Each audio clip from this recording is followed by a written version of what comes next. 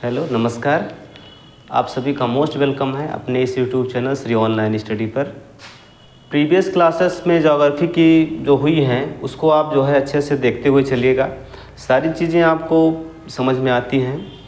अगर कोई डाउट होता है तो मुझसे कमेंट बॉक्स में जो है उसका क्वेश्चन करिएगा।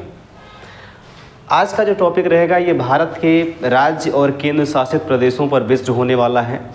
चीज़ों को आप मेरे साथ अच्छे से समझते हुए चलिएगा। जो भी डाउट्स होंगे उसको हमें आप कमेंट के माध्यम से बताइएगा कि क्या चीज़ें जो है आपको दिक्कत कर रही हैं, है ना भाई। चलिए शुरू करते हैं।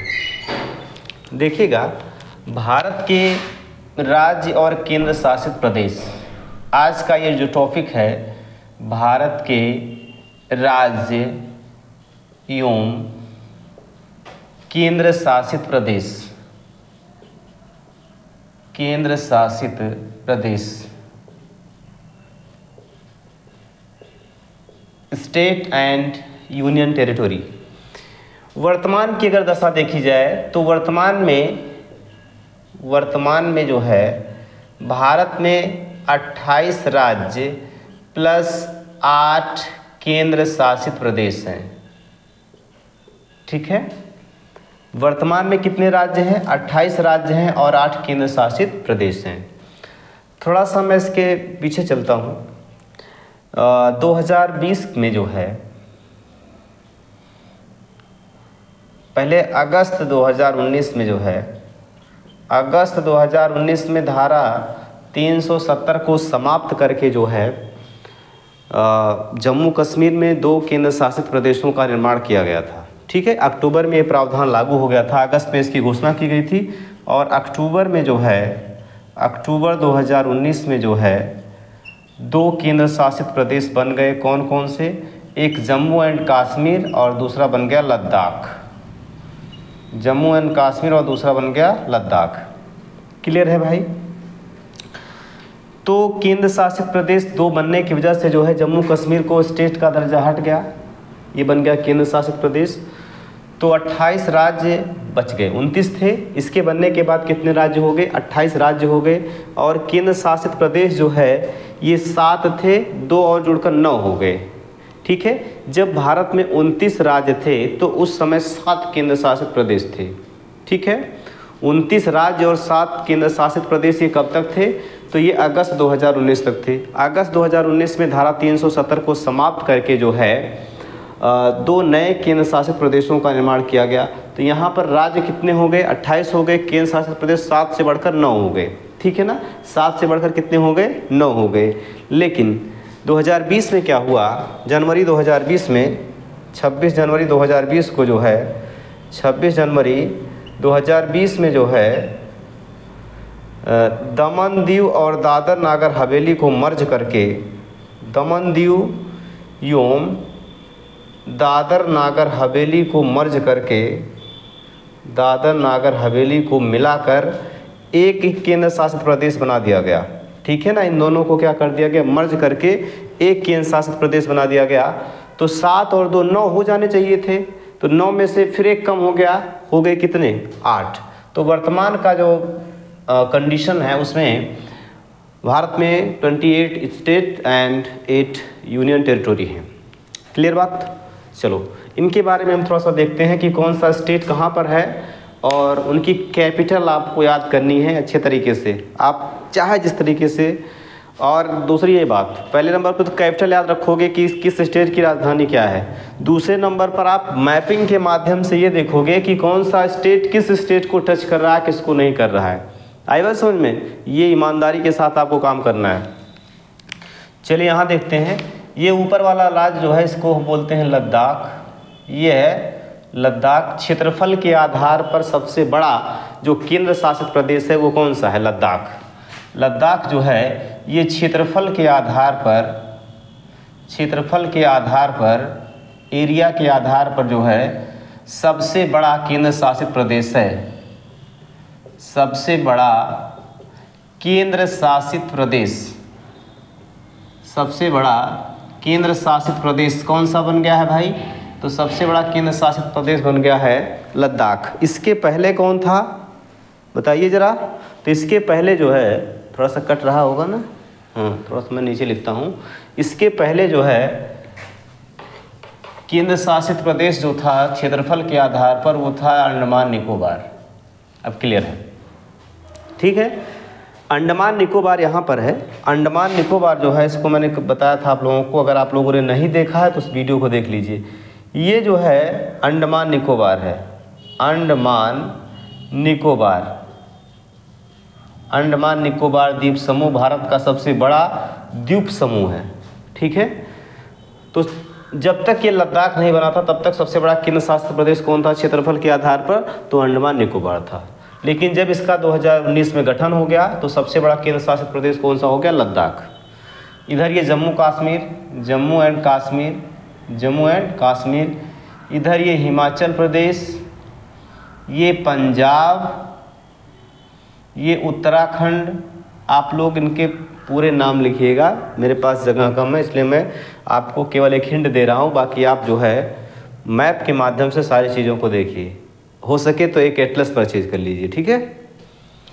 ये है राजस्थान, ये उत्तर प्रदेश, ये है बिहार, बिहार से अलग हुआ है झारखंड, इधर मध्य प्रदेश से अलग हुआ है छत्तीसगढ़, गुजरात, महाराष्ट्र, तेलंगाना।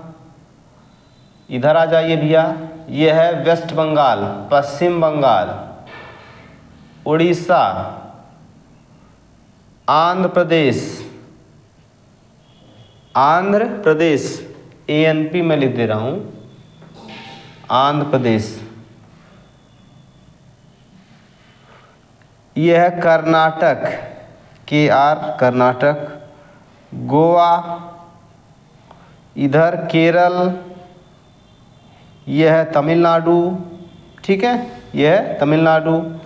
इधर आ जाते हैं, सबसे ज़्यादा समस्या आपको इधर होती है, इधर पूर्वोत्तर राज्यों में आसाम एक ऐसा राज्य है, जो सिक्किम को छोड़कर सभी को स्पर्श करता है। ये ऐसा राज्य है जो इधर के राज्यों को सबको स्पर्श करता है, समझ रहे हैं ना। आसाम और इसको क्या बोलते हैं, मिजोरम को छोड़कर, आसाम और मिजोरम को छोड़कर लगभग सभी को क्या करता है, ये टच करता है। ठीक, बात क्लियर है। ये सिक्किम है, इधर ये अरुणाचल प्रदेश, ARP में लिख दे रहा हूँ अरुणाचल प्रदेश। ये है नागालैंड, ये है मणिपुर, इधर ये भाई इसको भी स्पर्श करता है, समझ रहे हैं ना। अरुणाचल प्रदेश, इधर ये नागालैंड, मणिपुर, इसके नीचे ये मिज़ोरम। ये कौन सा स्टेट है, मिज़ोरम है, ठीक।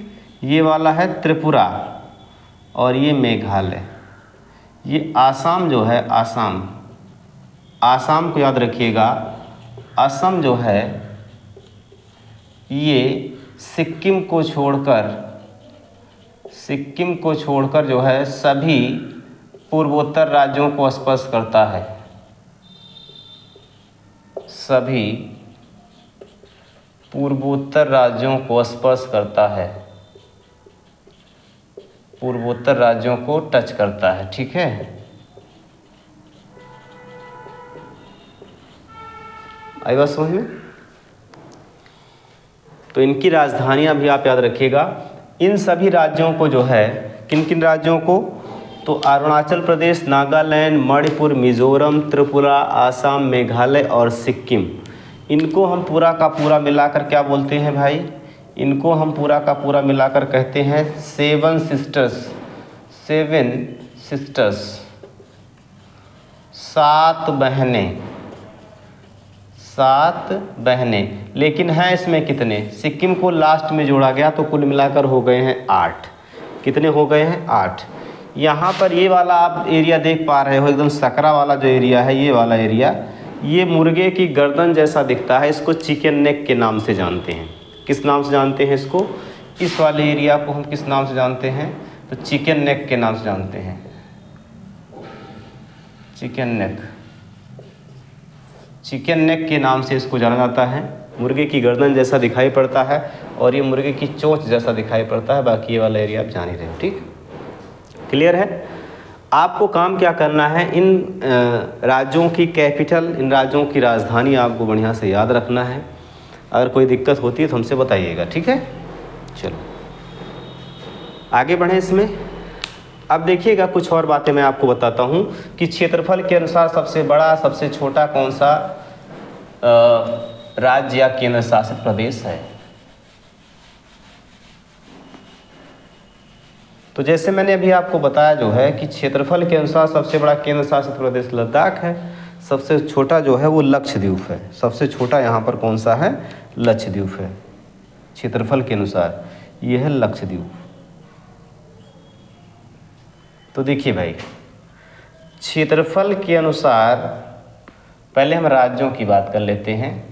क्षेत्रफल के अनुसार सबसे बड़ा राज्य, क्षेत्रफल के अनुसार सबसे बड़ा राज्य अगर आपसे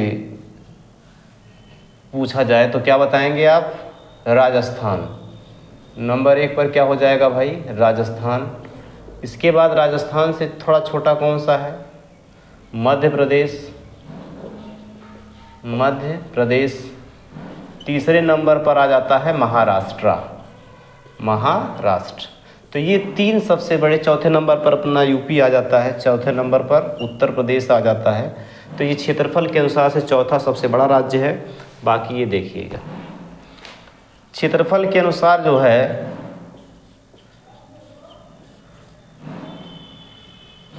छोटे राज्यों की अगर हम बात करें, छोटे राज्य क्षेत्रफल के अनुसार से छोटे राज्य, तो इसके लिए आप याद रखिएगा जीएसटी, एक ट्रिक है, क्या नाम है उसका, जीएसटी, जीएसटी। गोवा, गोवा, सिक्किम और त्रिपुरा, सिक्किम और थर्ड नंबर पर ये त्रिपुरा।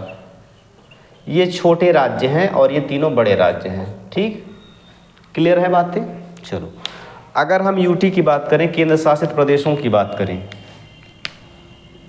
क्षेत्रफल के अनुसार सबसे बड़ा, क्षेत्रफल के अनुसार केंद्र शासित प्रदेशों में देखा जाएगा, अगर केंद्र शासित प्रदेश, अब बड़ा में अगर हम देखेंगे तो बड़ा में आपको कौन कौन से याद रखने हैं, तो बड़ा में 2 याद रखिएगा, एक लद्दाख और दूसरा कौन सा, अंडमान निकोबार। लद्दाख और अंडमान निकोबार। और छोटा में अगर देखा जाएगा तो इसमें एक ही पूछा जाता है अक्सर, छोटा में सबसे छोटा केंद्र शासित प्रदेश कौन सा है, तो इसमें याद रखिएगा कौन सा है भाई, लक्षद्वीप है। मात्र 32 स्क्वायर किलोमीटर इसका एरिया है। क्लियर है, बातें को समझ में आ रही हैं।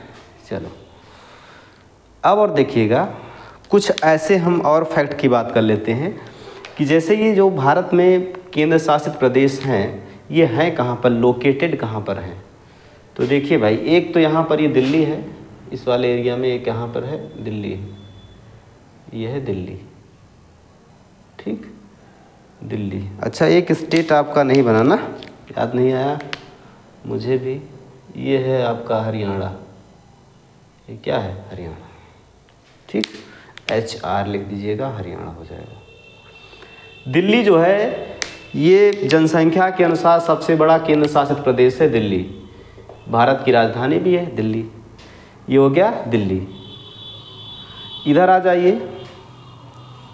यहाँ पर जो है चंडीगढ़, यहाँ पर चंडीगढ़ दूसरा केंद्र शासित प्रदेश हो गया। तीसरा देखिए दीव, और यहाँ पर जो है दमन, और यहीं बगल में दादर नागर हवेली। दमन दीव प्लस दादर नागर हवेली, दमन दीव प्लस दादर नागर हवेली, ठीक है भाई। दमन दीव, दमन जो है ये गुजरात और महाराष्ट्र के बॉर्डर पर यहाँ पर है। दीव जो है इधर सौराष्ट्र प्रायद्वीप में यहाँ पर है, और इसी के बगल में दादर नागर हवेली है। ठीक भाई, आगे बढ़ें। अगला आ जाते हैं, पुदुचेरी की बात कर लेते हैं। यहाँ पर है पुदुचेरी, यहाँ पर है पुदुचेरी। पुदुचेरी जो है एक ऐसा केंद्र शासित प्रदेश है जो 3 स्टेट्स में फैला हुआ है। यहाँ पर पुदुचेरी वाला एरिया देखिएगा और यहाँ देखिएगा। ठीक, देखो यहाँ जो है एक और यहाँ पर है, 4 जगह पर ये फैला हुआ है, लेकिन एक तो पुदुचेरी है, बाकी अलग अलग नाम है। देखिए मैं यहाँ बना रहा हूँ, ये है आंध्र प्रदेश में यनम। यनम कहाँ है? ये आंध्र प्रदेश में है। ये है कराईकल। कराईकल कहाँ पर पड़ेगा भाई? ये तमिलनाडु वाले एरिया में पड़ेगा। और यहाँ पर केरल में है माहे। ठीक है, तो ये पुदुचेरी के ही सब हिस्से हैं। यनम, कराईकल, माहे, ये सब किसके पार्ट हैं? ये वाला तो है ही, ये और ये सब के किसके पार्ट हैं? तो ये पुदुचेरी के पार्ट हैं। ठीक है, पुदुचेरी एक ऐसा केंद्र शासित प्रदेश है जो आंध्र प्रदेश, तमिलनाडु और केरल में फैला हुआ है, छोटे छोटे टापू पे फैला हुआ है। क्लियर है? इधर ये 2 केंद्र शासित प्रदेश जम्मू कश्मीर और लद्दाख, तो 1 2 3 4 और ये 5 और ये 6 हो गया और ये 7। ठीक है, और ये लक्षद्वीप जो है ये आपका 8वां केंद्र शासित प्रदेश है, 8वां यूटी है। क्लियर है बातें? चलिए, तो आप इनकी जो है राजधानियाँ और क्षेत्रफल के अनुसार कौन बड़े छोटे राज्य हैं इसको देखिएगा। बात समझ में आ रही है? आगे हम इस पे डिस्कस करने वाले हैं जो है कि कर्क रेखा कहाँ से गुजरती है और उस पर कितने राज्य स्थित हैं। ठीक है भाई, चलिए देखते हैं।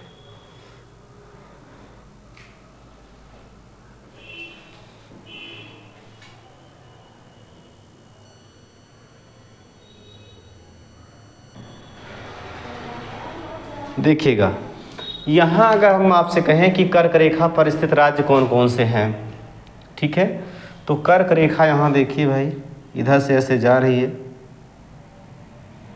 ये कर्क रेखा है।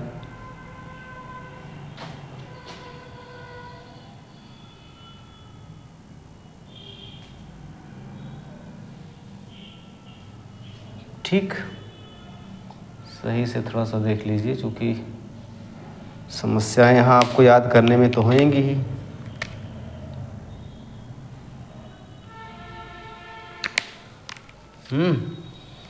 ये हो गया। किस किस राज्य से जा रही है? तो गुजरात, राजस्थान, मध्य प्रदेश, झारखंड, पश्चिम बंगाल, त्रिपुरा, मिजोरम। ठीक है ना, त्रिपुरा, मिजोरम और ये छत्तीसगढ़ भी है, यहाँ पर छत्तीसगढ़ है। ठीक है ना, देखो इसके लिए ट्रिक क्या आप अप्लाई करोगे? कर्क रेखा पर स्थित राज्य सीधे सीधे बाई ट्रिक आप याद रख सकते हो। मैप में वैसे याद होना तो ज़रूरी ही है, यहाँ ट्रिक के माध्यम से भी आप याद रख सकते हो। मिजोरम, मी से क्या हो जाएगा? मिजोरम। त्रा से त्रिपुरा, त्रिपुरा। पा से पश्चिम बंगाल, पंजाब नहीं, पश्चिम बंगाल। पंजाब से कहीं जा रही है? पंजाब तो यहाँ ऊपर है, पश्चिम बंगाल से जा रही है। रा से राजस्थान, राजस्थान से बिल्कुल जा रही है। गा से गुजरात। मा से मध्य प्रदेश, मध्य प्रदेश। छा से छत्तीसगढ़, छत्तीसगढ़। और झा से झारखंड, झारखंड। ठीक है ना। और एक बात याद रखिएगा कि ये कर्क रेखा ना तो उत्तर प्रदेश से, ना उड़ीसा से, ना पंजाब से, इन राज्यों से नहीं जाती है। इस चीज़ को भी आप याद रखिएगा, और हो सके तो बाय मैप चीज़ों को आप याद रखिए, बहुत अच्छे से आपको चीज़ें क्लियर रहेंगी। ठीक है, तो ये कर्क रेखा भारत के कितने राज्यों से जाती है? तो 1 2 3 4 5 6 7 और 8। कर्क रेखा भारत के कितने राज्यों से जा रही है, तो 8 राज्यों से जा रही है। आप इस ट्रिक के माध्यम से चीज़ों को याद रखिएगा। आज के लिए इतना रखिए। कल के लेक्चर में हम जो है भारतीय मानक समय और इससे और थोड़े से फैक्ट को डिस्कस करेंगे, ठीक है।